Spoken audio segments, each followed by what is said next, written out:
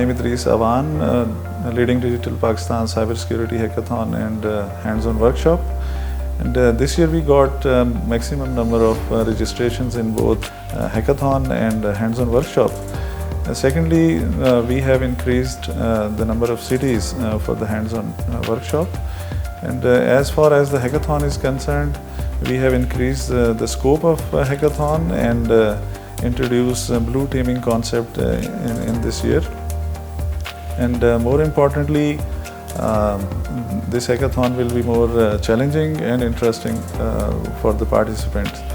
And one thing I like to share is that which is very encouraging for Ignite and same as the cybersecurity community, that our 4 teams have qualified for International City of Competition, which will be happened in Riyadh, which is Black Hat competition. Thank you.